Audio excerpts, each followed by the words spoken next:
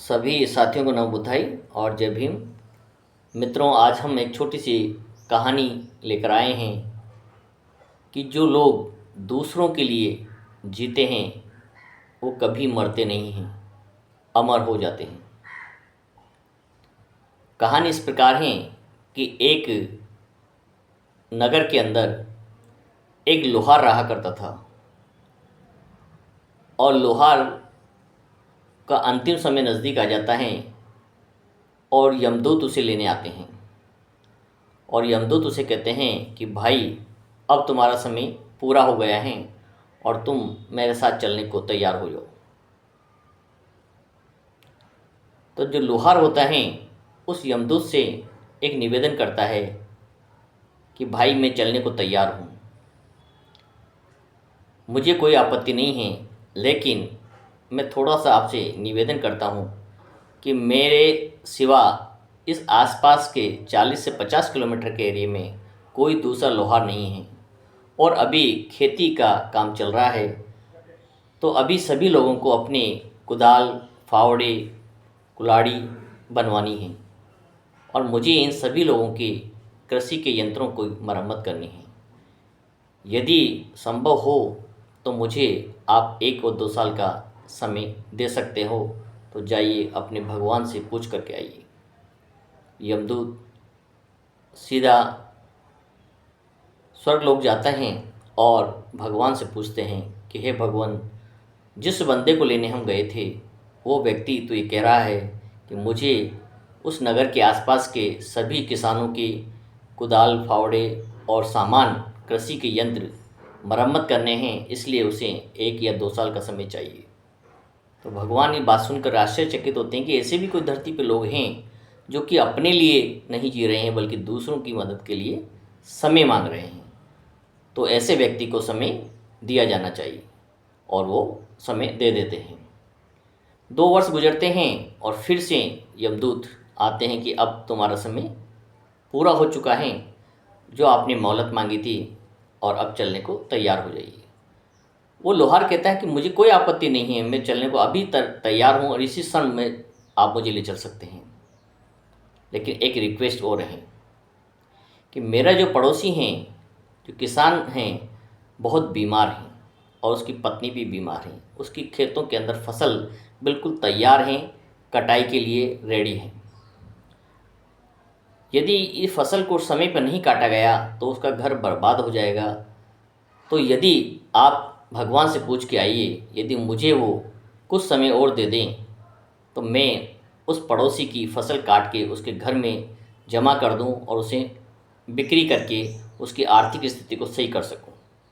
उसका परिवार भूखे मरने से बच जाएगा। तो जब ये बात भगवान के पास जाके कहते हैं यमदूत, तो यमदूत कहते हैं कि हे भगवान, वो लोहार तो इस बार फिर एक नया बहाना बना रहा है। वो कह रहा है कि उसके पड़ोसी बीमार हैं और उसके खेतों में फसल खड़ी हुई हैं, यदि वो नहीं काटी गई तो उसका पड़ोसी बर्बाद हो जाएगा। तो मुझे कुछ समय और चाहिए जिससे कि मैं उसकी फसल को काट करके बाज़ार में बेच सकूं और उस परिवार को, जीवन को बचा सकूं। ये बात जब भगवान कहते हैं, सुनते हैं, तो बड़े आश्चर्यचकित होते हैं और कहते हैं कि ऐसे भी लोग हैं जो हर समय दूसरों के लिए ही जीना चाहते हैं। तो ऐसे व्यक्ति को समय दिया जाना चाहिए। ऐसे करते करते वो लोहार लगभग 20 से 25 साल की उम्र बढ़ा लेता है और जब उसका शरीर इस स्थिति में हो जाता है कि न वो चल सकता है, न फिर सकता है, लगभग 80 वर्ष का वो हो जाता है, तब वो आगे से भगवान को कहता है, बुलाता है कि हे भगवान, हे भगवान, मुझे लेने आ जाइए और मैं अब चलने के लिए पूरी तरह से तैयार हूँ, क्योंकि अब तो मेरा शरीर भी काम नहीं कर रहा है, न मैं किसी की मदद कर सकता हूँ, न किसी की कोई सहायता कर सकता हूँ। तो अब मैं अपने जीवन को, शरीर को छोड़ना चाहता हूँ। तो भगवान के पास जब खबर पहुँचती है तो भगवान यमदूत से कहते हैं कि नहीं, ऐसे नेक इंसान व्यक्ति को तो मुझे स्वयं लेने जाना चाहिए, कि ऐसे लोग भगवान से कम नहीं हैं। तो भगवान स्वयं धरती पर आते हैं और हाथ जोड़कर उस लोहार से कहते हैं कि मैं अब आपको लेने के लिए तैयार हूँ, आया हूँ। लोहार भी हाथ जोड़ के कहता है, हे भगवान, मेरी एक इच्छा है कि मुझे स्वर्ग में ले जाया जाए। तो भगवान पलट के उन्हें जवाब देते हैं कि तुम जो पिछले 15 से 20 साल से समय बढ़ा करके जो अपना जीवन, नया जीवन मांग रहे थे, तो वो क्या जी रहे थे, वही वास्तव में स्वर्ग है। जो समय बढ़ा करके आपने दूसरों के लिए काम किया, दूसरों के हितों के लिए, दूसरों के सहायता के लिए जो काम किया, वो वास्तव में स्वर्ग है। वरना स्वर्ग में मेरे यहाँ भी सभी देवता एक दूसरे की टांग खींचते रहते हैं, एक दूसरे से प्रतिस्पर्धा करते रहते हैं और एक दूसरे को हराने का प्रयास करते रहते हैं। तो असली स्वर्ग इस धरती पर ही है जो आपने जिया है। तो कहने का तात्पर्य है कि जो व्यक्ति अपने बहुमूल्य जीवन के अंदर दूसरों की मदद के लिए समय निकालता है, दूसरों की सहायता के लिए तत्पर रहता है, वही उसका वास्तविक स्वर्ग में जीने वाला समय है। इसलिए ऐसे व्यक्ति जीवन में कभी मरते नहीं हैं, वो अमर हो जाते हैं। ये वाणी भगवान उन्हें सुनाते हैं और आभार प्रकट करते हैं कि भविष्य में इसी प्रकार के जो लोग होते हैं वो भगवान से कम नहीं होते हैं और अब तुम वास्तव में स्वर्ग के अधिकारी हो। आपको ये कहानी कैसी लगी?